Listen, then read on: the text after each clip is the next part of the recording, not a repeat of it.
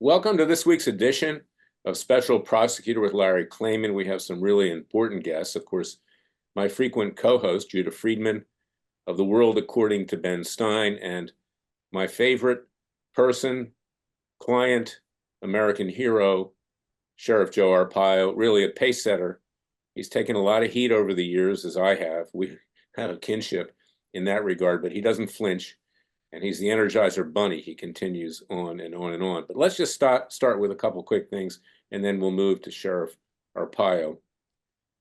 Trump, last Friday, the judge in New York City, Judge Marchand, blinked and decided he was going to be sentenced after the election. Of course, if he doesn't win, we know what's going to happen at that point, because they're going to fear his return, and they'll proceed to sentence him, and they'll probably get prison time. But if he wins, may be a different story, although the fact is that he can't pardon himself in a state proceeding. We also have the situation with Hunter Biden, and this is clever, quote unquote, where on the eve of trial for his tax evasion and fraud case, he pleads guilty. Now, why did he plead guilty? Because it's obvious a deal has been struck between him, his dad, and Kamala Harris, that if Kamala wins, she will pardon Hunter, much like Gerald Ford pardoned Richard Nixon. That's the deal. And if she loses, then the dad, Biden, will pardon his son. So don't be fooled by that. The guy's not going to do any time at all, and it's another outrage of our legal system. We have another outrage this week, and that is that 6 Israeli hostages were killed in cold blood, shot in the back of their head, by Hamas.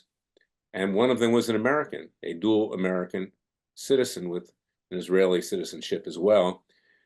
Harris, who now it's the Harris regime now, it's no longer the Biden regime, he just goes to the beach, says nothing initially, no retaliation for killing an American. In fact, they get down on their knees to Iran and to the others and propose a continuation of the ceasefire talks. Now is the time to take out the entire Iranian regime and its nuclear facilities. And now is not the time to bow down to what just happened. So that's something I want to talk about here. And of course, the segue to Sheriff Arpaio is that we know that terrorists are running across the border. We can expect these kinds of things to happen here, as is happening in Gaza right now. And this is something that really needs to be dealt with in terms of our immigration enforcement and policy. So I throw all these things out. Let me turn it over to Judah to comment on this, and then we'll move on to Sheriff Arpaio, because I also want to show a video of the sheriff being embraced by President Trump in Phoenix recently, before Bobby Kennedy Jr., who I know and actually like, as a matter of fact, endorsed President Trump.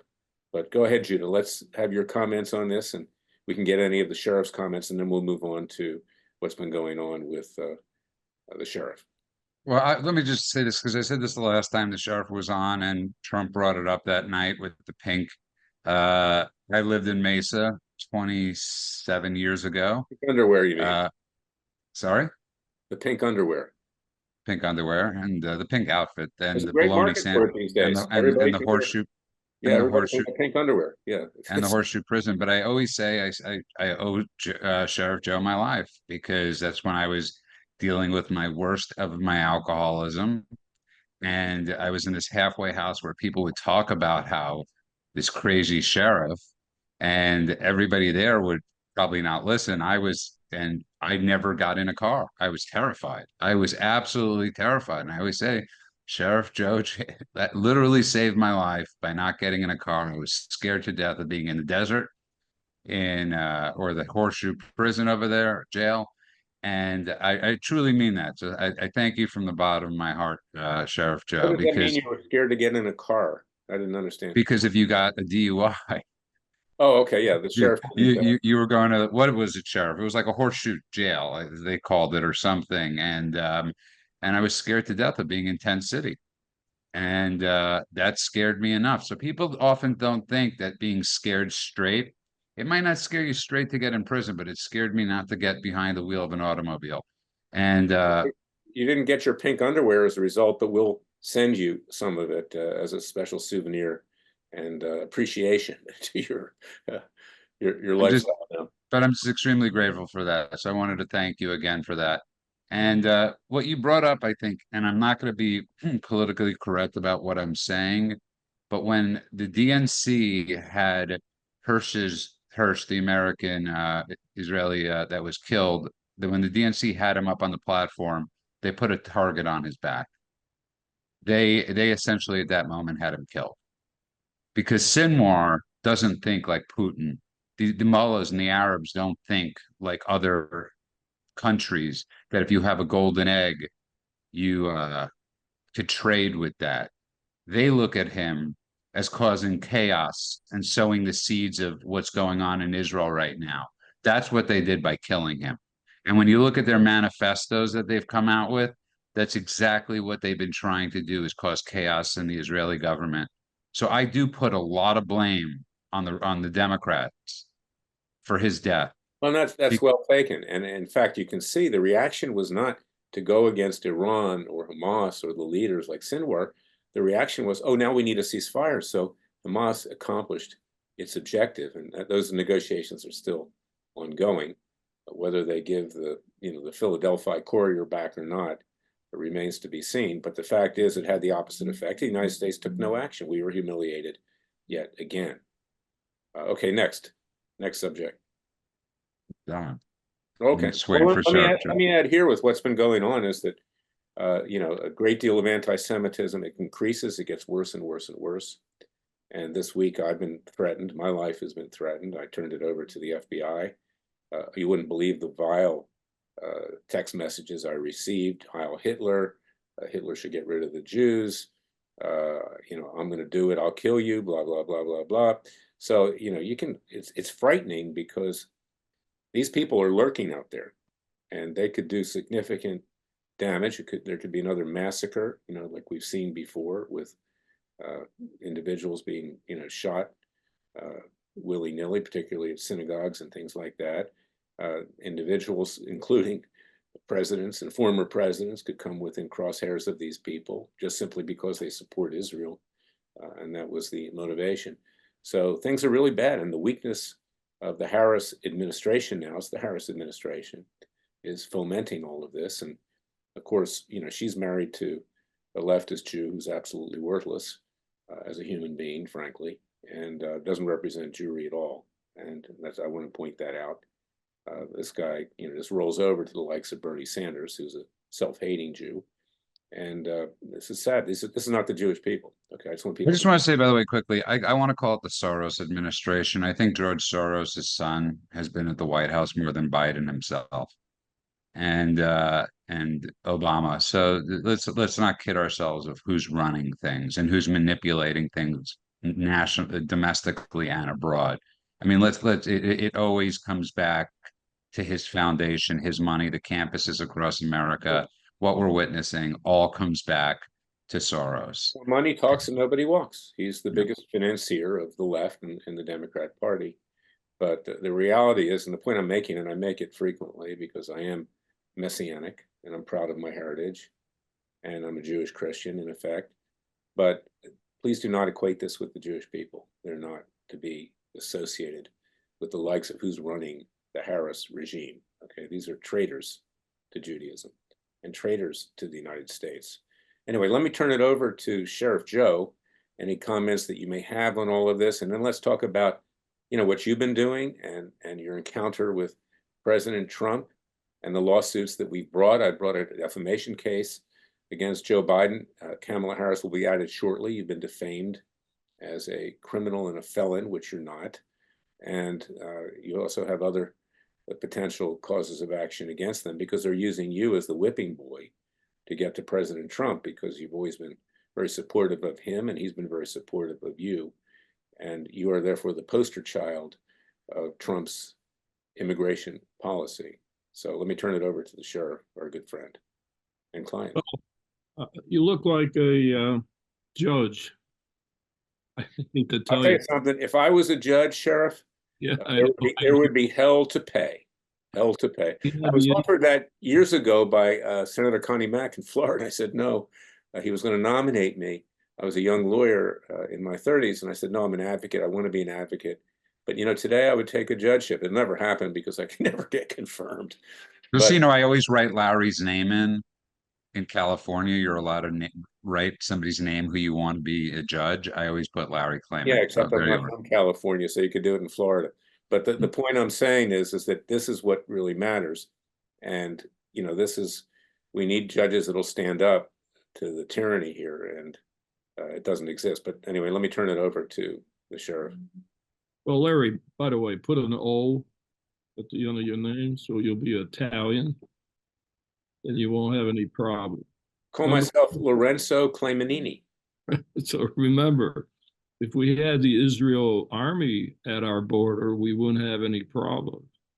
Well, here's the irony, and Judah knows this, is that Meyer Lansky, that was the Jewish mafia, and then we have the Italian mafia. The only guy, he was busted. I busted Meyer Lansky. Oh, that's great. Sorry. He deserved it for sure. I got to apologize to you. Do you mind? Yeah, no, go ahead. He's listening to you. Because this lady, Harris, I said she believes she's the toughest prosecutor in the United States. You're the toughest prosecutor. So I apologize for that statement. But she dug her own hole. Not only that, I can assure you that Kamala Harris has never tried more than a few minor cases in her entire life. They call themselves these great prosecutors. They sit in their office twiddling their thumbs, ordering other people to do things. And frankly, they don't have a clue on how to prosecute a case. And we know that in her case, she has no work ethic. She's not terribly bright. She couldn't try a case. She doesn't have that capability. I agree with President Trump. She's basically stupid. So anyway, continue. Well, you and I share one thing. We're both comedians. We're celebrities. So she hired a comedian to sit with her all the time. She can't sit alone. She has to have the former governor, who thinks he's the biggest comedian around, to hold her hand. Did you notice that? Waltz, you mean? Waltz, Tim Waltz? Yeah. Yeah, Yeah, tampon Tim. Let's call him by his real name. What I thought was Tim. interesting when she did the interview with CNN, Communist News Network, CNN, she's sitting there hunched over the desk because she needs to be able to cower and think about what she might want to say. Waltz is above her in a seat, which was really bad optics, extremely bad optics. Her makeup was bad. The lighting was bad. She looked about 20 years older than when they had her made up, at the Democratic National Convention. And then they finally get around to Waltz and ask him a couple questions, and he comes off as a liar. They ask him about his military service. He wouldn't answer it. He just goes off to talk about something else. And then, of course, his position on, I always forget the name for it, artificial insemination or whatever it is. And tampons. Yeah. So the G-rated show, but I'm telling the truth. When he was governor, that situation. Yeah. I know he had no problem with sex change operations with little kids behind parents' backs. I know that. They can't even address that. Look, let's be honest, and I'll be direct. If Kamala, and I'm telling people who to vote for, because I can't do that as head of Freedom Watch, a nonprofit, people can figure out who I vote for. But if Harris wins, we're going to become the United States of perverts. I mean, frankly, that's what we're going to be. These people that have infested Biden are bad enough, but you're going to see all these people come into the Biden regime, wanting to push sex change operations on kids, pushing homosexuality, lesbianism, transgenderism. And these people deserve to live their life as they wish to live it. I'm a libertarian in that regard, but they don't have a right to push it on kids and to destroy the underpinnings of our Judeo-Christian values. They don't have the right. So just do your own thing. You want to be queer? Fine. Okay. You want to be transgender? Fine. But leave everybody else alone. That's my position. So were you getting into a kiss? You were talking about a video or someone. Oh yeah, let's play the video of President Trump giving you the kiss. Is that Sheriff Joe? Oh.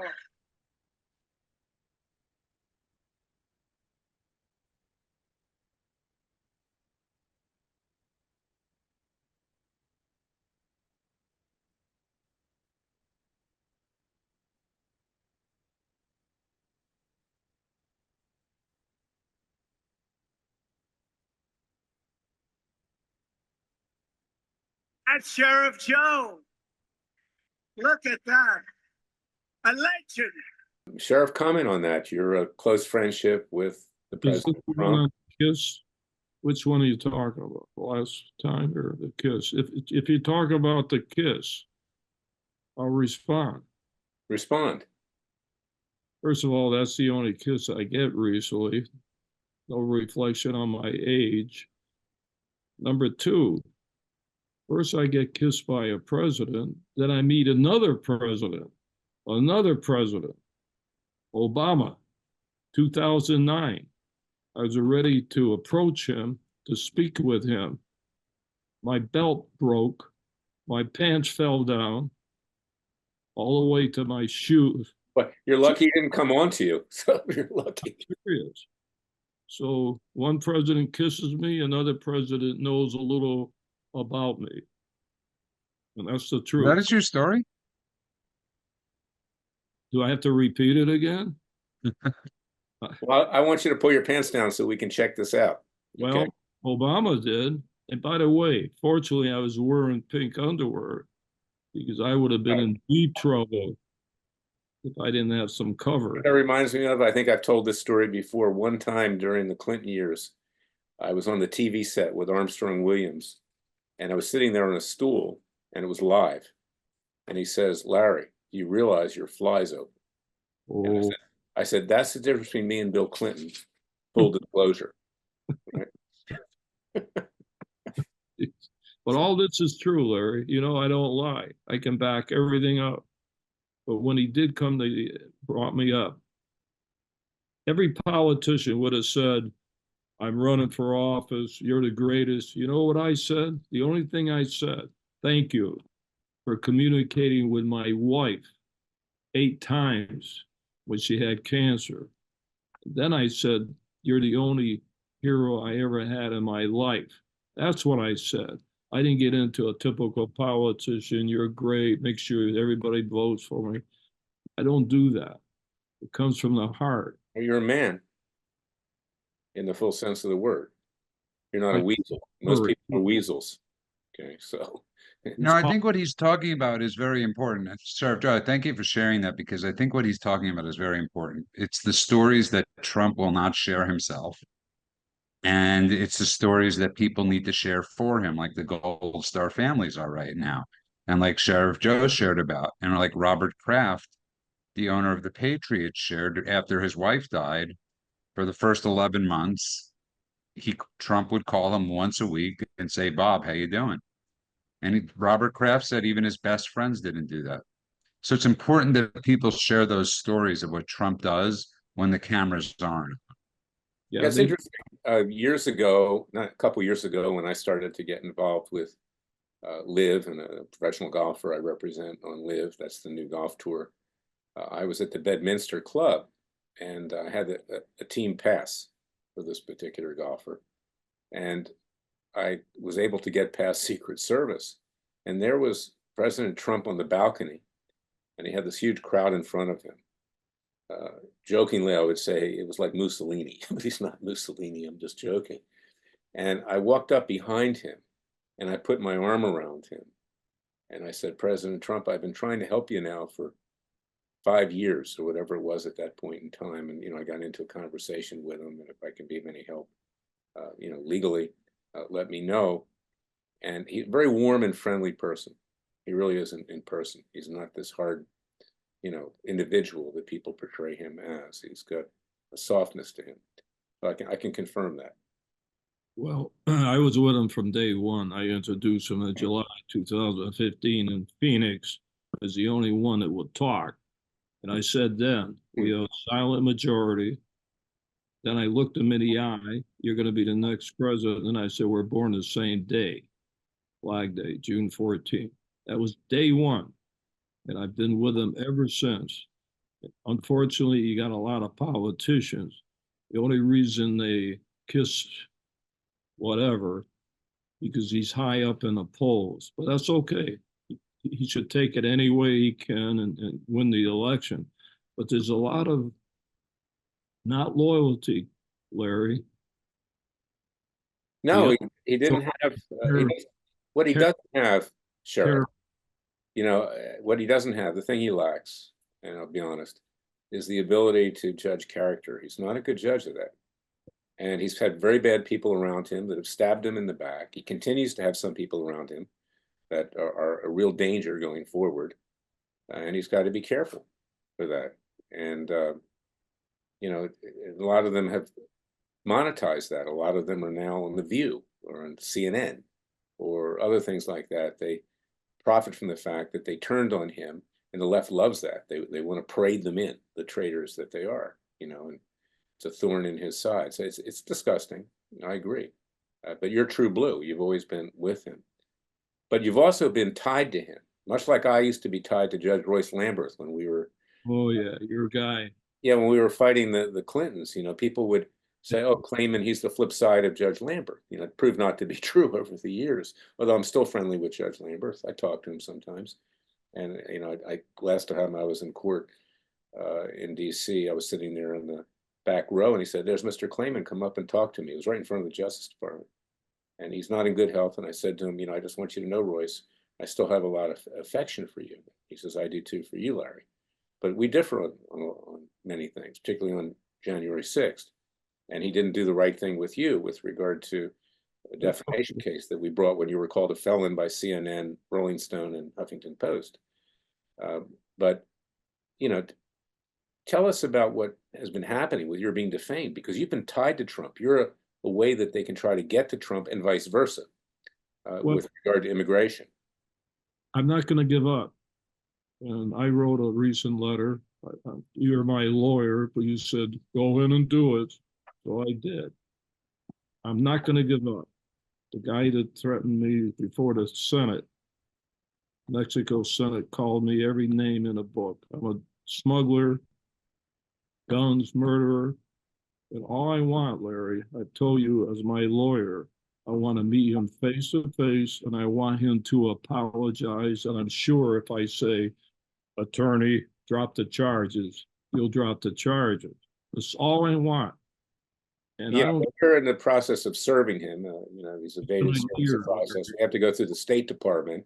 Well, slow rolling it.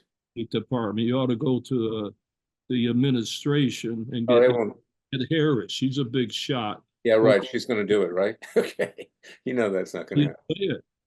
You know, if I want to do that, I'm not going to give up until I face that guy. I'm almost ready to hop an airplane on my own, fly to Mexico City, stay in front of that building, and have some official, and they all like me. I was a regional director there.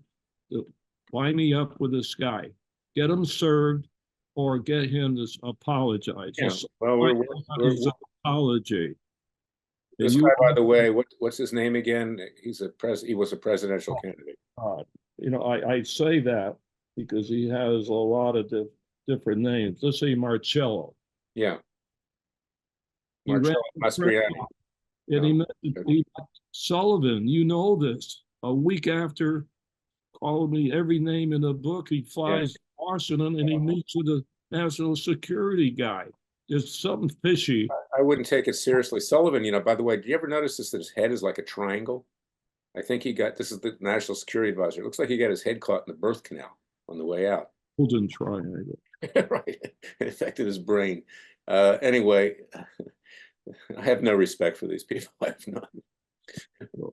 Anyway, Larry, you're the toughest prosecutor. She's trying to steal your name when she said she's the toughest prosecutor. Yeah, well, she's not. She wasn't even a prosecutor.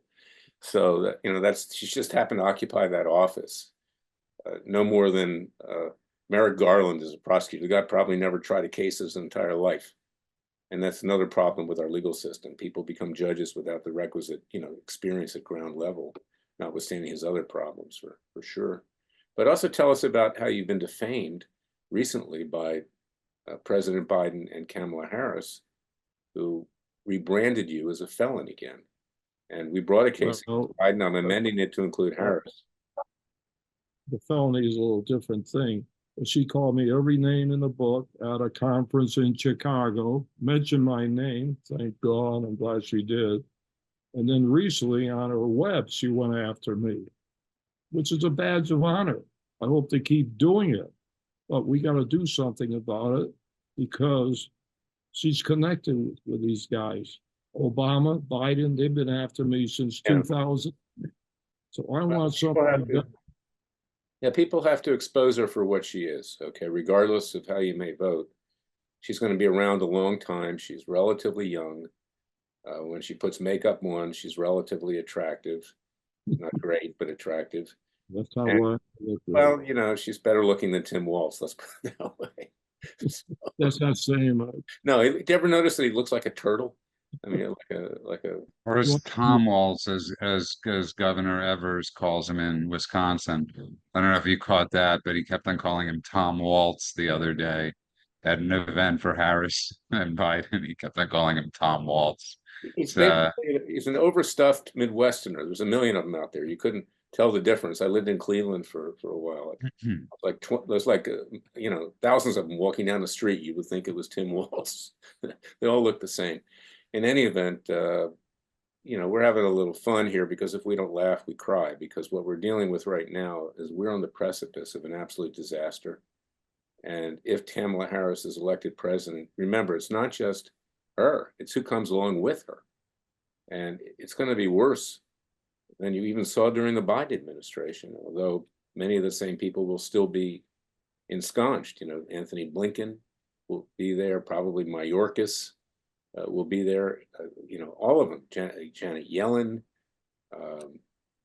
Pete Buttigieg. I mean, he'll be posing more with his wife, male wife, with probably a couple more kids. You know, that's what he'll be spending his time doing. And it's really scary. These people are in control of this country, and we can see the effect of it in terms of the fact that we're on our knees right now, ready to go under for the count.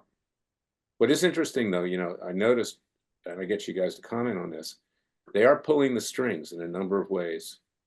And I don't know if you noticed it, just in the last week, the price of gasoline has dropped a lot. And we can expect these kinds of attempts, you know, in the next 60 days before the election. I'm curious. They must have dumped out the petroleum reserve again. It's election time. Yeah, it's election time. So, but American people, I hate to say this, our supporters are not this way. Our supporters are very well informed. They're motivated. But most of the American people, frankly, are stupid. And that's the risk here. And we need to educate them, at least on the issues. I don't tell them who to vote for, but educate them on the issues. But, you know, it's not getting through, I don't think, to the extent it should, because really, you know, and of course I have issues with Fox News, but they're the best that's out there, at least in terms of getting this stuff out. But it's the same people watching Fox News. You can't get this on CNN. You can't get it on. Well, Elon Musk is the best right now at getting this stuff out. That's thank God the FTC, right, forced him to buy Twitter. It was the worst mistake they ever made, and they're all so disappointed in themselves for forcing it for forcing him to buy it. Remember, he didn't want to buy it. Well, they hate him, and I'll tell you, he needs Secret Service protection. Well, I don't think anybody needs Secret Service protection. That's a death warrant today. But he needs some kind of security, and people like him, you know, and even, you know, Larry Klayman or Sheriff Joe or you, Judah, is that when you're visible, there are so many crazy people out there right now, haters, that you really have to protect yourself. You need to be prepared to defend yourself with your Second Amendment rights. Well, look at what Vindman said to him. Vindman said to him, "You're next." And what 1 week later, Brazil bans him fully. And thank God for Starlink, because that's his ability to get access to whoever wants it. But you have the ability to get fined $8,500 a day. Yeah. I just want to ask Sheriff Joe a question, because I'm 48 years old. So I grew up, obviously, I shared the story with you about you instilling the fear in God in me. And but there are a lot of, it's a generational thing. And I think there's a lot of people that are being undersampled that miss people like you, that miss people like Bobby Knights, like miss people like George Steinbrenners, that miss those politically incorrect men who cared more about the people than they did about themselves in many ways. And when do you remember that changing? That emasculation. When I look at men at Kamala Harris events, I want to ask them who paid for you to be here, because I can't imagine any man wanting that, any man wanting to be anything like Tim Walz. And I'm just curious, when did that tide start to change? Well, that's a tough one because of my age. I'm 92, so you could be my great grandkid. But I think when I got into the Maybe he is, sure. I don't know about that. You know that Rodney Dangerfield joke where No, he says to his son, he says, "Son, maybe you'll have a kid like me," and the kid says, "Maybe you will too, Dad." his third time in the jail. And I like this guy because he's right. To this day, people come up to me that were in the tents, jails, and they thank me. To this day, they thank me. I've had 2.5 million people come through my jail. Think of that. When they thank me. And he was in there. He has to know that sometimes I overreact. When I say it's 180, actually I say 120 degrees, it's only 110, but I make it look tougher than it really is. Put a message out there. So he's a good example. I'm very proud of him. I don't know who he is. I guess he works for you. So I'm very proud of this guy. He admits he did something wrong. And what I like about it, it worked out for a good thing. It helped him, helps a lot of people. So that keeps me going. You know, it's really true. And let me be more measured here, not just make jokes. But the feminization of the male species is accelerating. That's what Judah's alluding to. And Tim Walz is not the worst of it. I mean, turn on CNN, turn on MSNBC. And, you know, I don't know who these people are. Again, I'm proud of my heritage and the fact that I'm Jewish, okay? And also I believe in Jesus. But you see these Jewish guys on there, these leftists, and they're like little girls. I mean, it's scary. And Black community's done the same thing. You know, it's a women-dominated society where the guys become like women, and it's scary. And they're you know, putting that forth as a virtue that you should act like a woman. You know, and there's nothing wrong with being a woman. Just be a woman. And the women want to be men. So I mean, the whole thing is screwed up. But that's just an aside. You're looking at me, sure, like I'm mad. Abortion is a big issue today. Abortion. Now, I'm glad you raised that. My mother gave her life for me.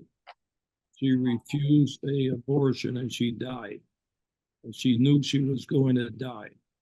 So she made a decision. Of course, I'm here and she isn't here. But she made a decision. The abortion is a big issue today. You know that, on both sides of the fence. This is an area where Trump's not doing himself any favors right now. Nobody knows what his position is. Evangelicals, you know, on the fence as to whether to continue to support him, but they have no choice, frankly. So, but they may not show up and vote. And I think he's got to be a lot clearer on that. And he says he's not going to vote for the initiative in Florida, which is where he lives, which is where I live. That, you know, 6 weeks is not good enough. He wants 15 weeks. It's still killing, whether it's 6 weeks or 15 weeks. And so he needs to get that one straight because, and then he says he's going to be the greatest president for women's reproductive rights. Well, nobody believes that because there are no rights to begin with, okay?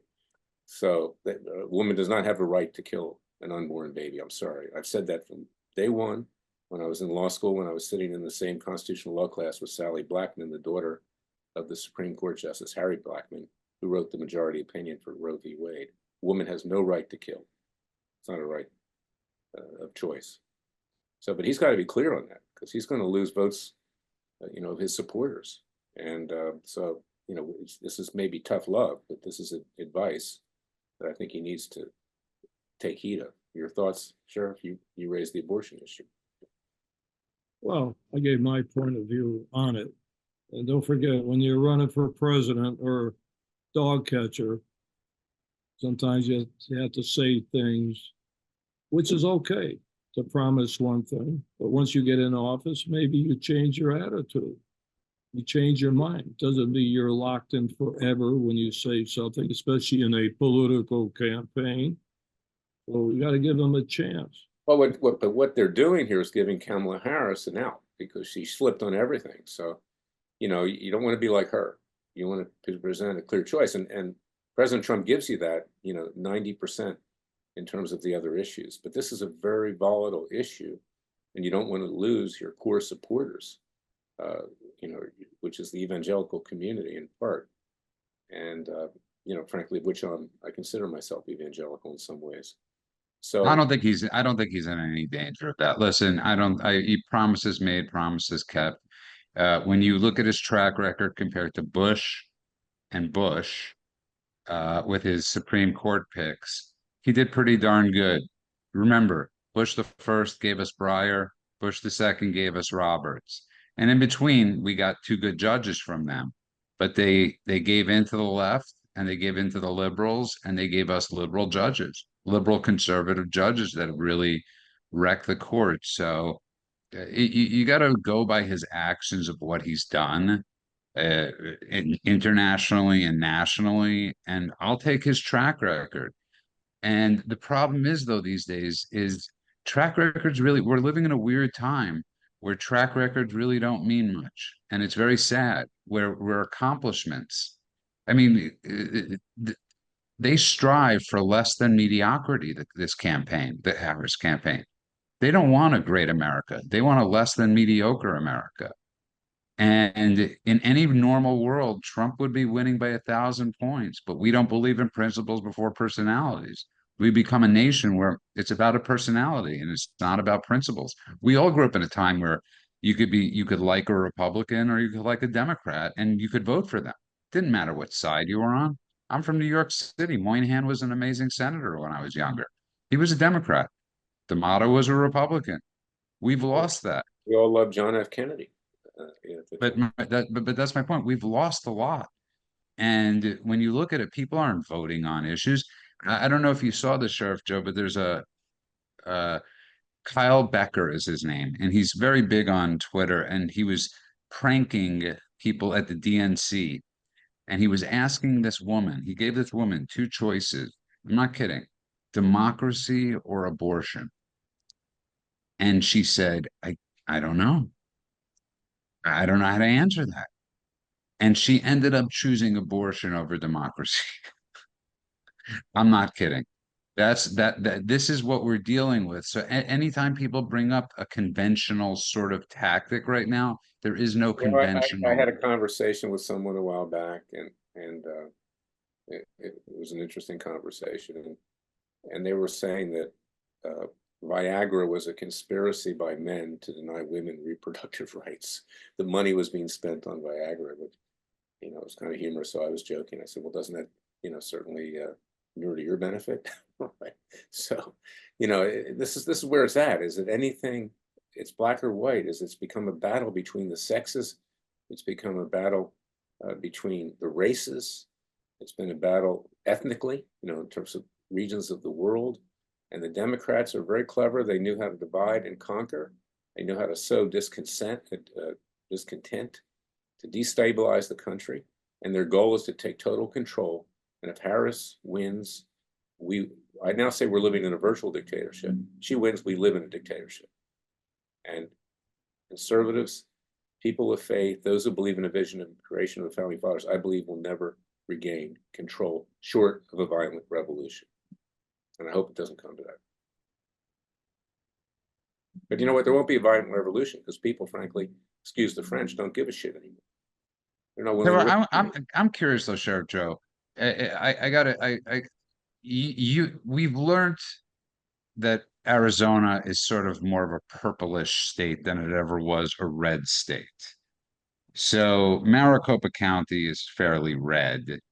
When did that change? I mean, I know McCain was always sort of purplish, but it was always a solidly red state. What happened?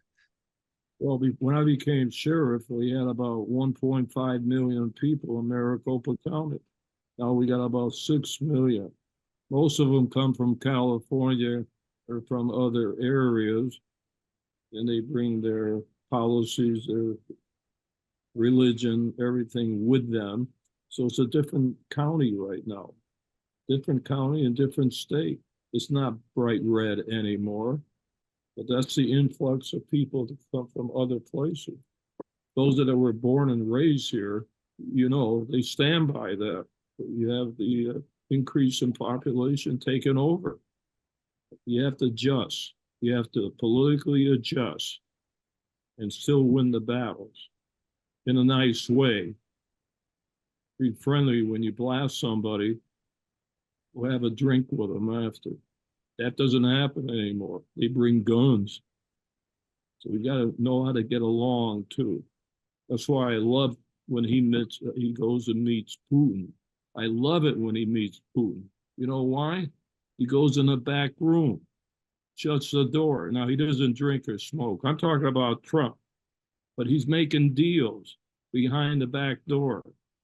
We ought to have more back doors. I'm talking about legitimate things, but be able to communicate and not let the New York Times and Washington Post know every time you go to the toilet. There's no security. What's the story? I forget. I'm having it was very late last night. I was getting back, you know, to where I am. But there's a story where Trump met with someone and he gave him a picture of their house. Yeah, it's the Taliban.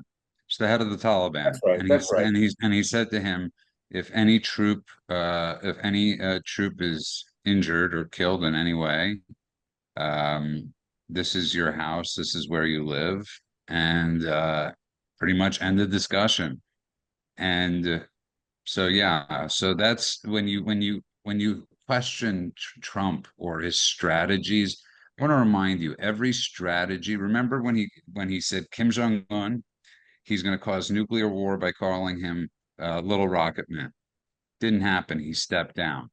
When he dropped the Moab in Syria, everybody was like, even Republicans. I remember Tucker and Coulter were apoplectic, saying, "Oh, he's doing what Bush did." No, he didn't. You just never heard from Assad again. Yeah. When he built the Jerusalem, Rocket Man. when he put the embassy in Jerusalem, it's going to be war. No war.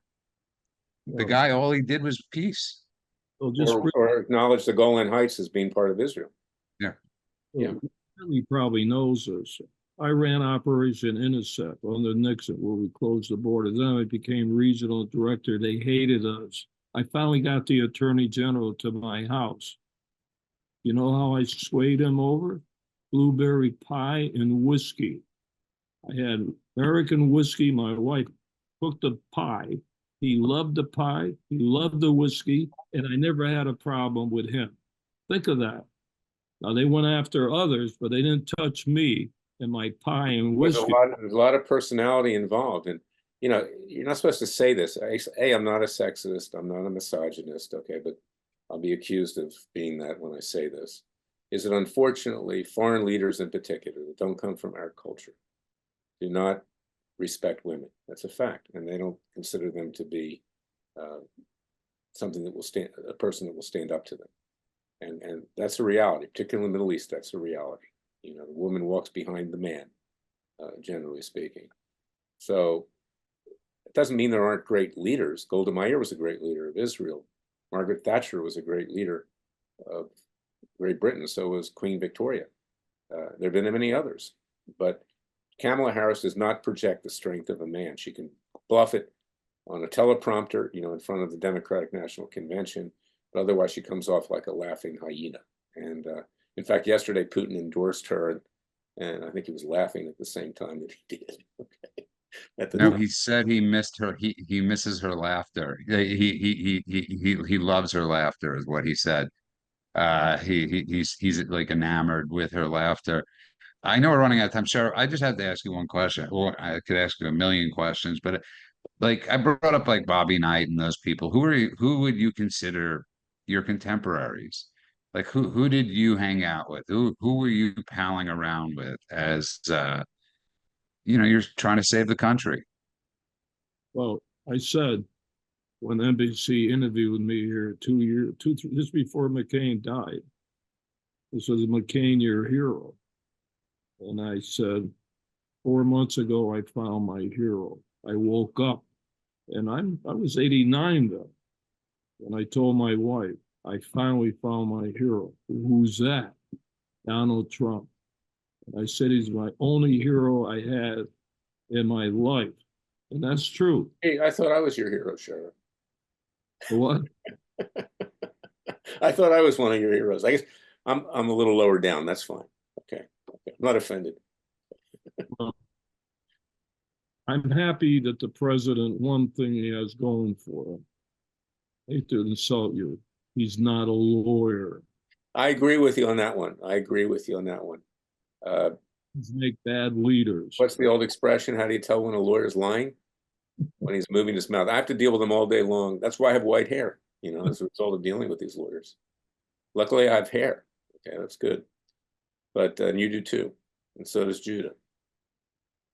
I like, who's this guy you got on your show? He's a great guy. Yeah, no, Judah is. Yeah, and you ought to get the sheriff on The World According to Ben Stein too.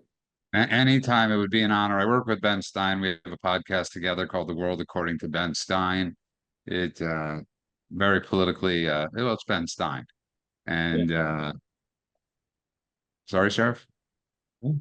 Stein? Which Ben one? Stein. The comedian, the writer. Yeah. He was in the he won Yeah, we have a podcast that we do 3 times a week together, and he's pretty much given me the education.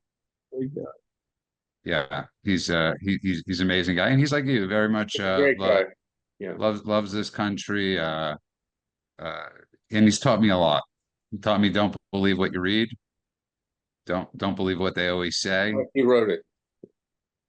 Unless he wrote it.